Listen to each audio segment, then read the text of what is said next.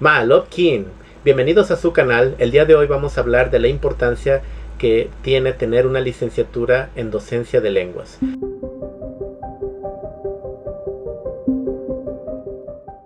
En muchas ocasiones las personas piensan que por tener mucha fluidez en un idioma o incluso haber nacido en ese lugar, hablando ese idioma, tiene uno la capacidad y preparación, especialmente en la enseñanza de una lengua. Sin embargo, hay muchas áreas que se desconocen en este campo.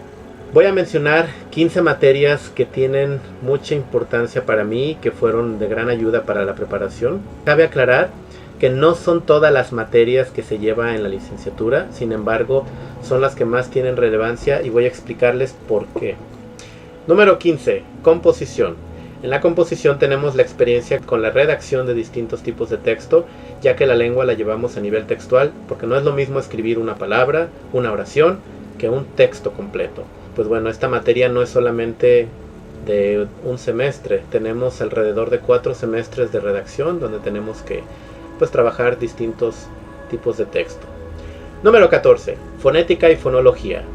Bueno, la fonética y la fonología, siendo el nivel de expresión más sencillo de una lengua, hablando en términos lingüísticos, es imposible de evitar y es sumamente importante, puesto que no todas las lenguas tendrán escritura, y después en otro video hablaremos de eso, pero todas las lenguas sí tienen expresión fonológica y fonética. Todas las lenguas se articulan, se pronuncian, se hablan, sin excepción alguna. En caso de no ser así, ya no hablamos de una lengua, hablamos de lenguaje. En otro video platicaremos diferencias entre lenguaje, lengua, idioma, dialecto, que bueno, son términos que generalmente se tienden a confundir. También tenemos, después de 2 semestres de fonética y fonología, el acercamiento a distintos métodos de enseñanza, donde adquirimos experiencia para poder enseñar fonética y fonología, y durante la preparación teórica pues conocemos los distintos términos, puesto que no es solamente a esta palabra se le pone una s o una ch o una s, sino es un sonido fricativo, es alveolar, labiodental, velar. Hay distintos términos que bueno, uno como docente tiene que conocer para conocer a fondo la lengua que está enseñando y poder apoyar al alumno a mejorar en estos términos. Recordemos que también no en todas las lenguas existen los mismos fonemas. Hay sonidos o bien fonemas que en francés existen pero no en español, o existen en inglés pero no en alemán, o existen en chino mandarín y no en español. Hay mucha variedad en ese aspecto y eso es lo que a veces hace que una lengua sea difícil de pronunciar. Todo depende del acercamiento o bien de la similitud fonológica entre una lengua y otra. Número 13. Gramática. Pues bien, en esta materia tenemos la oportunidad de trabajar con distintas estructuras gramaticales durante los primeros 2 semestres y posteriormente durante 2 semestres en la enseñanza, cómo enseñar gramática, puesto que no es simplemente enseñar tablas, cópienlas y ahora contestar página 4 del ejercicio 8. Simplemente se tiene que primero analizar cómo se puede enseñar la gramática. Por ejemplo, no es lo mismo enseñar, incluso con distintas lenguas y el mismo punto, no es lo mismo enseñar el simple past que el passé composé, porque aunque los dos son pasado en distintas lenguas, la estructura y la formación es muy diferente. En inglés tenemos verbos regulares e irregulares, y en francés se tienen que distinguir primero los participios y bueno, con qué auxiliar puede ir cada uno, si pueden ir con avoir o van con être, y generalmente esto no se une en una sola sesión. Creo que sería más prudente separarlos. Entonces son contenidos muy diferentes. En el caso del alemán, por ejemplo, aunque también tiene participios y también una distinción similar a la del francés, porque no en los verbos reflexivos no necesariamente se utiliza el verbo ser o estar como en francés. Número 12. Sistemas educativos. Pues bien, ya que uno tiene planeado trabajar con lenguas y con alumnos, entonces es importante conocer los distintos sistemas educativos que hay en el país, así como en otros países. Número 11. Lingüística.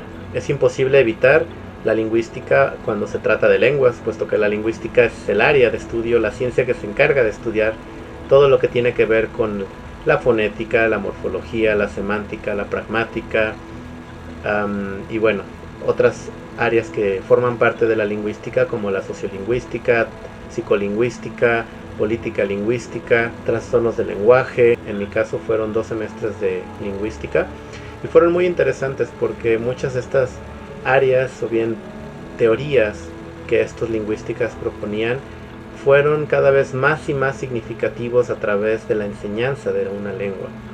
Y esto me motivó a, estudiar posteriormente lingüística después de haber estudiado docencia. Ya platicaré en otro video sobre mi experiencia en eso. Número 10. Práctica y desarrollo didáctico, la cual es el núcleo de esta licenciatura, en la cual tenemos 4 semestres en los que estamos practicando. Primeramente, los primeros 2 semestres practicamos en equipo. Durante estos 2 semestres tenemos que distribuir las actividades. Por ejemplo, somos 3 personas, siendo un equipo de 3-4 personas. Cada persona está a cargo de una actividad. Los primeros 10 minutos es Ernesto, los siguientes 10 minutos es Tere, los siguientes 10 minutos soy yo y los últimos 10 minutos o 15 son Ricardo, por dar algunos nombres, ¿no? Y durante este proceso tenemos el apoyo de profesores de la licenciatura misma que nos observan para al final de cada clase darnos retroalimentación, así como también compañeros que ya están al final de la licenciatura y nos apoyan con su retroalimentación después de haber tenido más de 3 años de experiencia.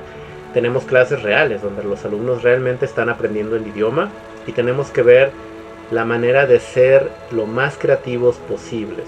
Durante esta materia y este periodo de práctica en mi vida profesional fue muy interesante y muy bueno haber tenido la oportunidad de trabajar con una profesora que era muy estricta pero muy buena.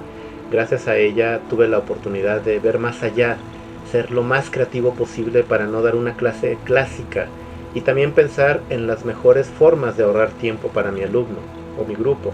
Como les mencioné, durante los primeros 2 semestres tenemos que dar clase en grupo. Después, durante 2 semestres que siguen, tenemos que dar clases solos. Ya nos aventamos con un grupo por sí solos, los 50 minutos corren por nuestra cuenta, todas las actividades las realizamos nosotros y tenemos también nuestro observador, así como un alumno o compañero observador, y tenemos, al final la retroalimentación de cada uno de ellos. No es solo pararse a dar clase con libro y ya, estoy listo para dar clase, no, eso no es suficiente para dar una clase, son muchísimos factores que se tienen que tomar en cuenta. Por ejemplo, algunos de los factores que más marcaron mi preparación fue cuando uno da instrucciones. Cuando uno da instrucciones tienen que ser lo más claras posibles, de forma que los alumnos hayan comprendido y hayan confirmado que en efecto se entendió.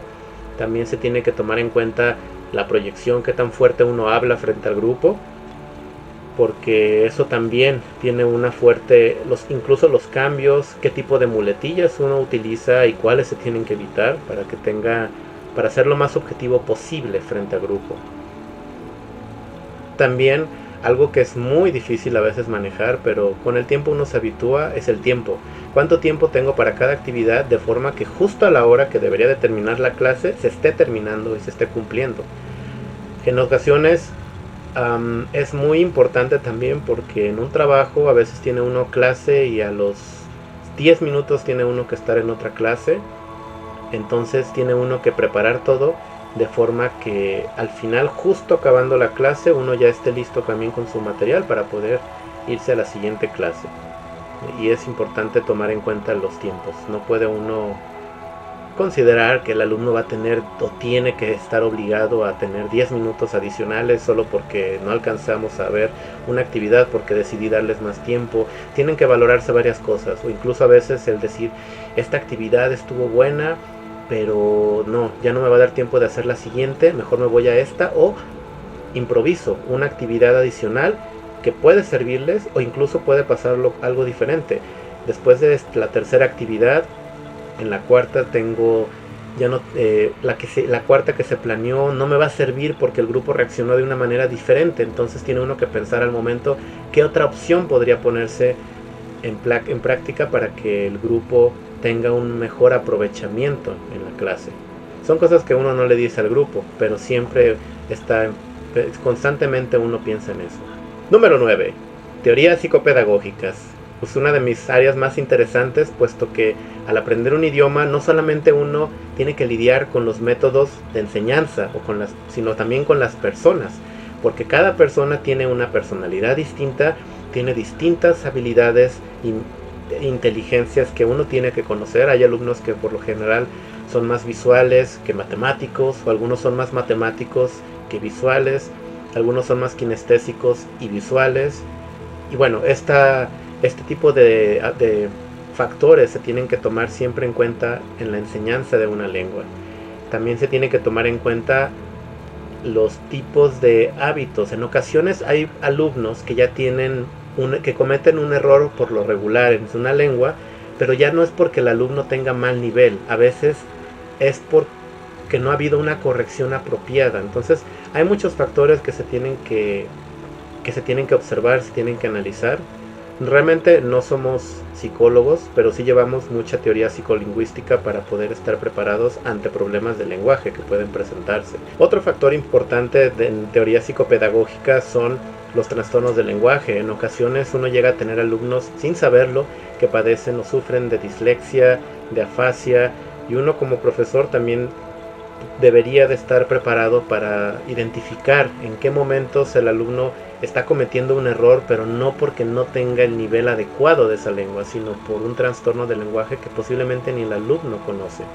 Y de esta manera uno puede identificar también de qué forma ayudarlo. Por ejemplo, si un alumno en una sección de preguntas de examen, las respuestas eran A, B, B, y el alumno pone B, A, no necesariamente es que el alumno esté mal. Ahí es cuando yo empiezo a pensar que el alumno puede padecer de dislexia gráfica. Y también, bueno, existe la dislexia fonológica, la dislexia mixta. Es una cantidad de trastornos del lenguaje enorme, pero tener una pequeña noción puede también ayudarnos a sensibilizarnos para poder identificar de qué manera ayudar al alumno y poder apoyarlo. Número 8. Adquisición de lengua. Pues bien, la adquisición de lengua es un área también muy interesante que está relacionada con la psicolingüística, porque en la adquisición de lengua no es lo mismo la adquisición de una lengua materna que la adquisición de una lengua extranjera. Son procesos completamente diferentes. Muchas veces he visto que en algunos cursos se considera que una lengua extranjera se puede aprender como una lengua materna, y bueno, esto lo mencionan a través de la publicidad en la que se afirma que se puede aprender una lengua como se aprendió la primera, y es falso, porque realmente la lengua materna tiene un proceso más largo. Piensen simplemente cuánto tiempo tardaron en aprender su primera lengua, su lengua materna, y contrástenlo con el tiempo que generalmente necesitan para alcanzar un B2 o un C1 en una lengua extranjera. Los tiempos es muy diferentes, incluso el proceso, porque como niños al aprender nuestra lengua materna no hay un proceso específico. Nuestros padres o las personas que nos críen no nos dicen: hoy vas a aprender a hablar en futuro y mañana vas a aprender preposiciones. Simplemente se aprende la lengua materna sin un orden. Todo va en el orden pragmático necesario, de acuerdo a las situaciones que se necesiten o que la persona viva. En cambio, en una lengua extranjera el proceso es un poco más artificial, yo lo llamaría, porque no existe ahí sí existe un orden, y este orden se desarrolla, este orden se planea. Hoy vas a aprender Simple Past con Regular Verbs, mañana es Simple Past con Irregular Verbs. Dentro de la adquisición he tenido experiencia en la que a veces los alumnos se acercan y me dicen: pues no sé cómo hice el ejercicio, pero estuvo bien, eso estuvo bien, ¿no? Pero no sé realmente qué significa, no entendí bien el texto. Y en ocasiones dicen: es que ya entiendo este tema, pero todavía no puedo producirlo, no puedo aterrizarlo. Y es que es muy diferente aprender que adquirir. Aprender una lengua es como el primer paso. Uno conoce las estructuras, se utiliza de esta manera, y después llega la adquisición, en la que ya el alumno memoriza y dice: ok, y ya lo utiliza inconscientemente. Ya es cuando el alumno dice: no, es que esta estructura se usa siempre así, se dice así ya, y ya ni siquiera hay un análisis tan profundo, porque ya se adquirió, ya no se aprendió nada más. Es un paso muy importante, porque en ocasiones uno puede ver que un alumno aprendió un tema, pero no lo ha adquirido, y es ahí donde tiene importancia, por eso, trabajar constantemente con la lengua y dedicarle más tiempo del que uno lleva a tener en una clase.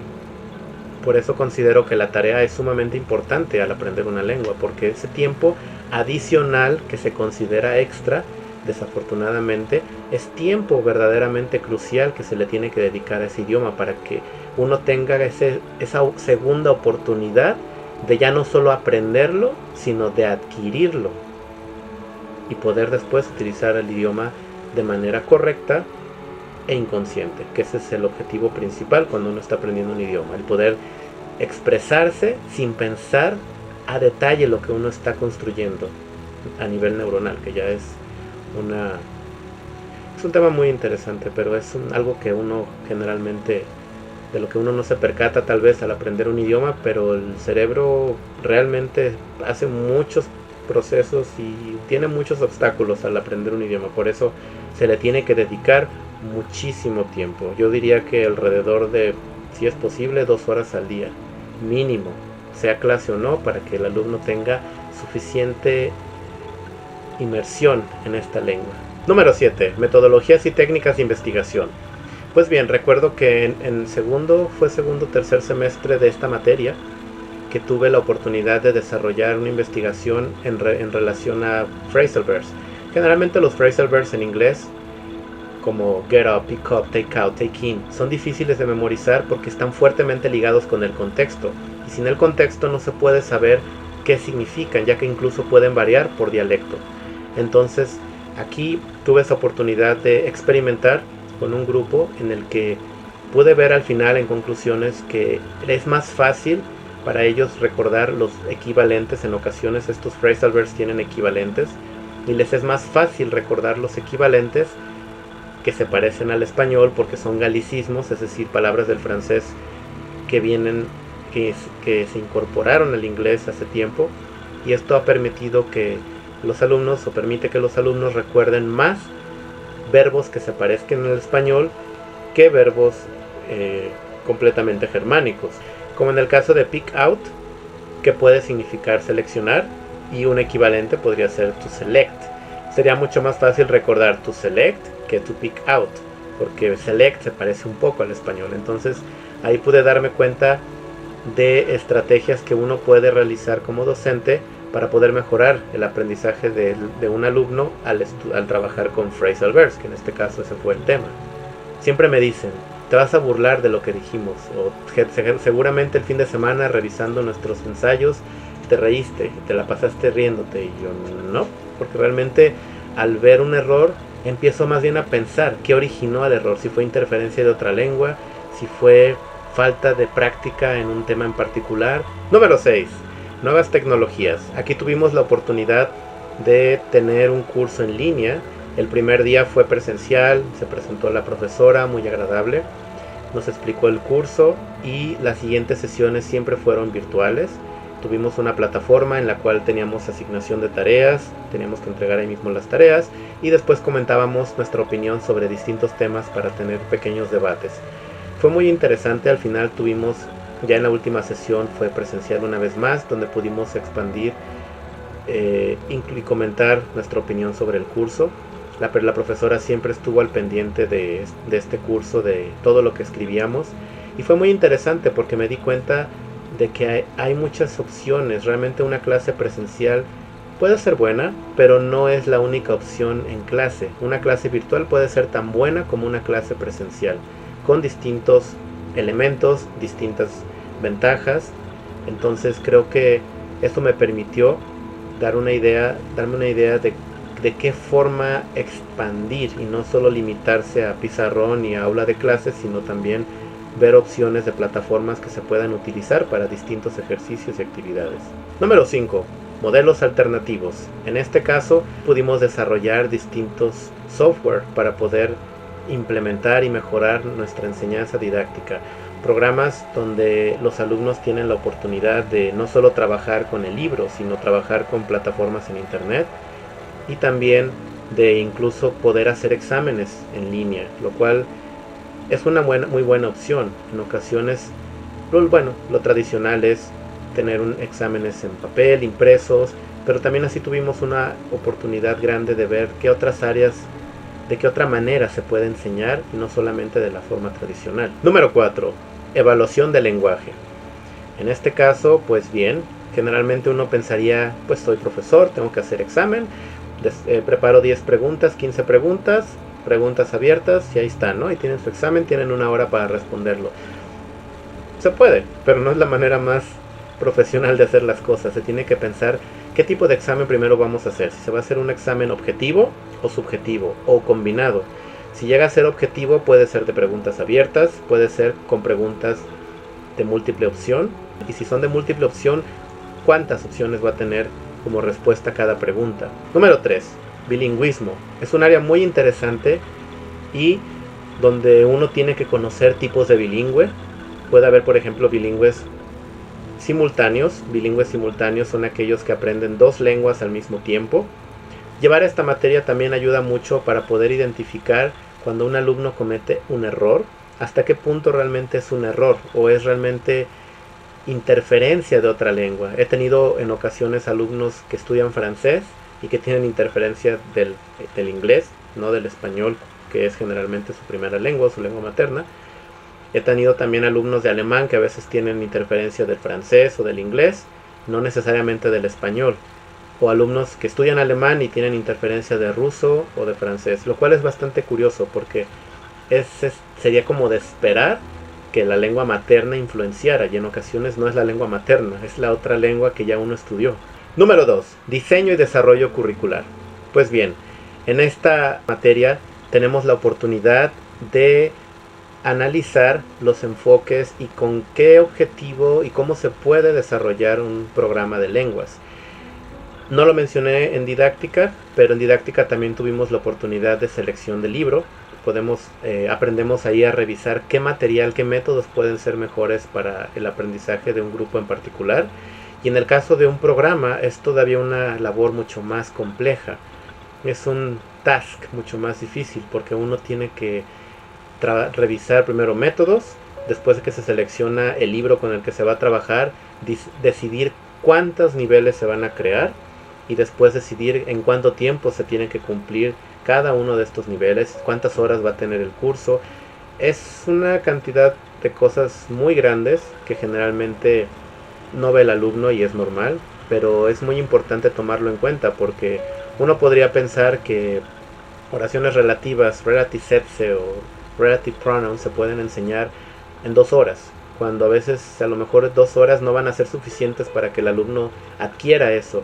Y también revisar si el libro puede cumplir, el libro seleccionado puede cumplir con estos objetivos. Es decir, bueno, el libro va a tener, este es el libro que se va a usar, pero a lo mejor el orden de la unidad 7 o la unidad 7 y la unidad 4 deberían estar invertidas por motivos didácticos. Podría ser más fácil después de la unidad 3 brincarnos a la 7 y después regresar a la 5 y bueno, tener la unidad 4 en el lugar de la 7. Esto podría ser a veces problemático, pero se tiene que tomar en cuenta. Este tipo de reflexiones son muy importantes porque también se tiene que valorar para qué grupo, para qué público va a estar dirigido el curso. Se va a diseñar un curso para niños, para adolescentes, para adultos, personas incluso de la tercera edad.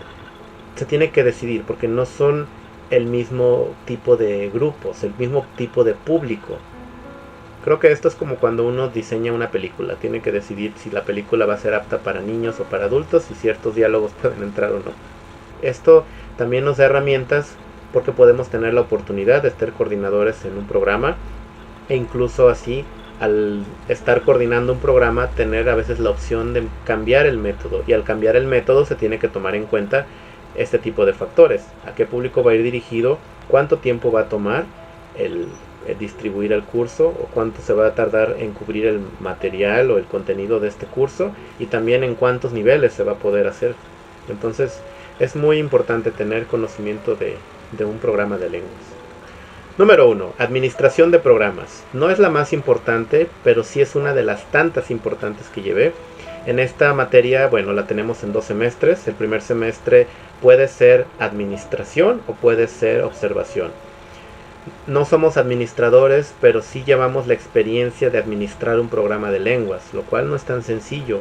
y nos abre muchas puertas porque nos da la opción, la oportunidad de conocer todo lo que involucra la administración de un programa de lenguas. No es solamente contratar maestros y ahí están, sino es también evaluarlos, retroalimentarnos,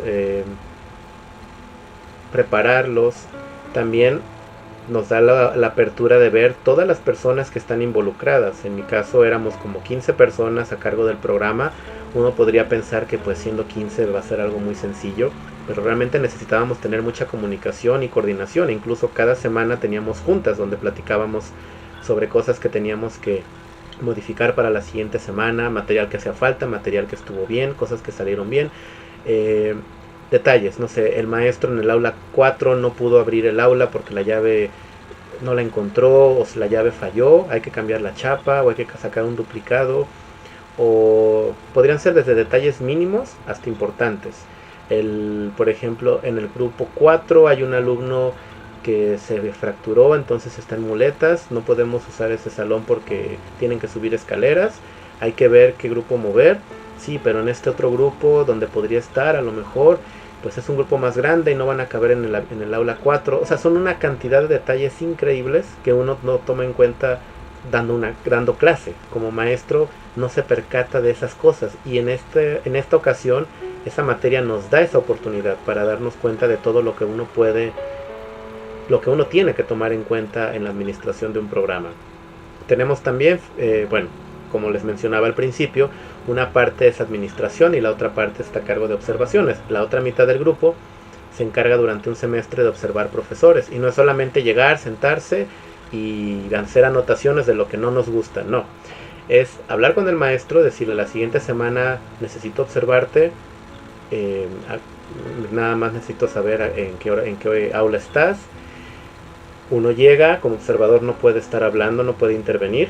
Y hay distintos instrumentos de observación que se desarrollan. No es solo el clásico, es en el que hay dos columnas. En una columna se escriben las fortalezas y en otra columna se escriben las debilidades. Sí, esa es una opción, pero hay otros instrumentos. Mi favorito es en el que uno tiene que darle, mientras uno está observando la clase, en cada actividad tiene uno que pensar en 3 alternativas para esa actividad.